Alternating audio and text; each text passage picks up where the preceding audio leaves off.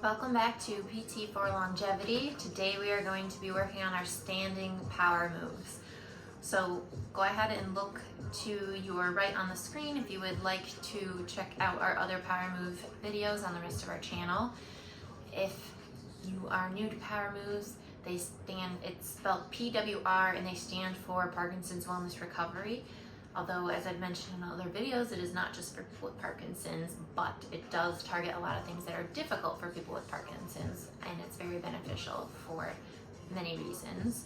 So I just say that to not, I don't want to encourage anyone who doesn't have Parkinson's to shy away from this video. So our first move is going to be power up.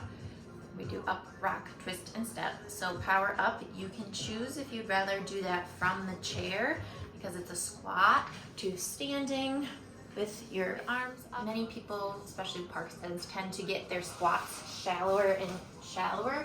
So, on the first one, maybe they do a nice low squat, but then as we go on and on, the squats get, smaller and smaller. So that's why I usually like to use a chair instead. So what we are going to work on is reaching forward and then standing up, power up 1. So I encourage you to count like that every rep if you do have Parkinson's. If you don't, you can just come along for the exercise. Power up 2, I'll just count normally now. 3, making sure you open those arms really wide, spread those fingers. 4, 5, 6, 7, 8. Make sure you're standing up all the way, nice and tall. 9, not leaving those hips back. And 10. Good. So those are all of our power ups. So I'm going to get rid of this chair because I don't need it anymore.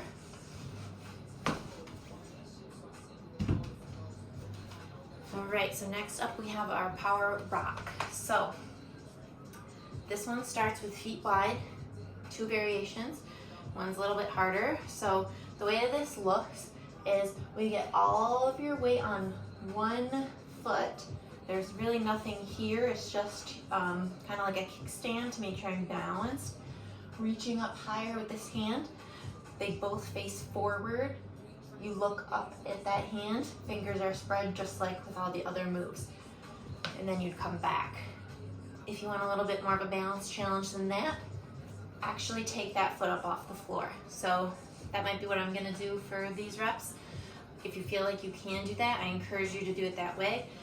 If you're a little uneasy on the balance, one good thing is to have a wall behind you.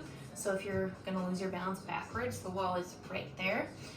And you could also have just like a counter in front of you as you're doing these too. So, all right, we'll go ahead. We're gonna do 10 to each side, 20 total. So, power rock 1. Remember to count like that if you have Parkinson's. Now I'll just count normally.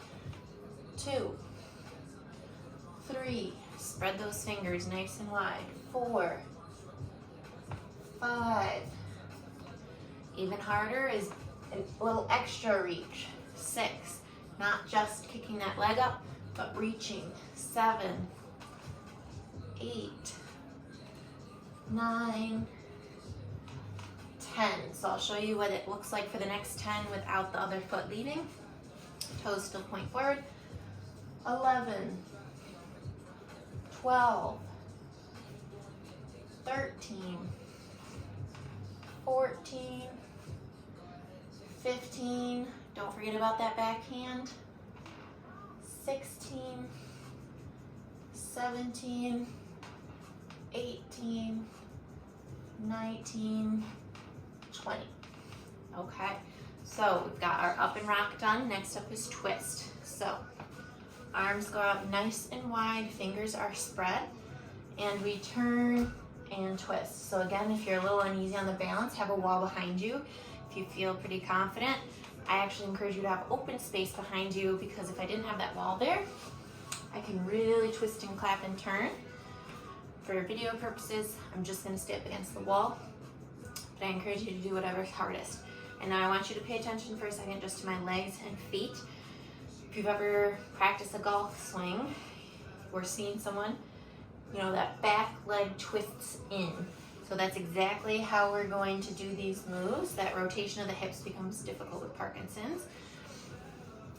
So it's almost like that motion of if you're trying to squish a bug on the floor, squish it when you're twisting and turning. So try not to forget about that foot twisting.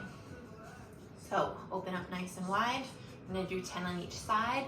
Count out nice and loud. 1, open wide, pause. 2, open wide, look at that back foot.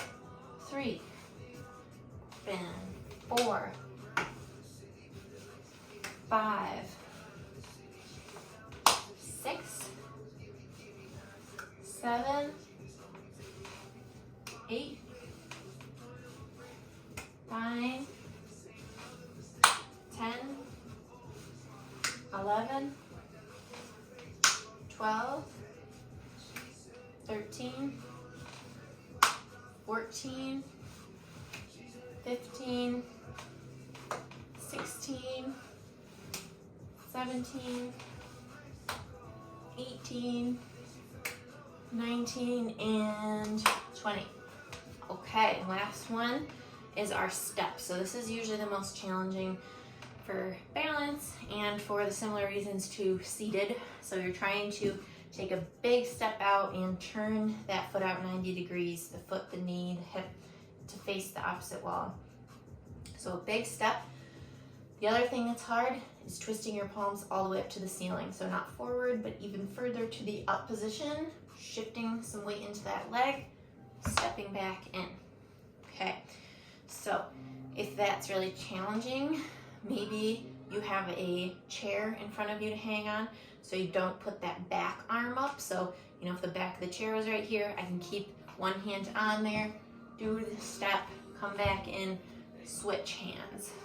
So that way you feel a little bit more confident. Also, if you're having trouble actually stepping, you just kind of want to drag your foot, put something down like a weight, dog toy, anything you can find around the house, just to make sure you have that visual cue of something to step over. Okay, so we'll go ahead and do 10 on each side. So big step, 1, 2, 3, 4, 5, 6, 7, 8, 9, 10. Make sure you're spreading those fingers, turning those palms up to the ceiling. 12, 13, lunge some weight onto that foot. 14, 15, 16, 17, 18, 19, and 20. Awesome job. Okay, so one last thing I want to go through for today is a flow. I'll probably do this without the chair just because it'll get in the way. So the flow is doing one of each rep and moving through them continuously. Just adds a bit of a coordination and a cognitive challenge. So we will do a power up, 1, power rock, 1, 2, power twist, 1, 2, and power step, 1, 2. Good, let's go through that one more time. Power up, 1, power rock, 1, 2, power twist, 1, 2, and power step, 1, 2. Awesome work today.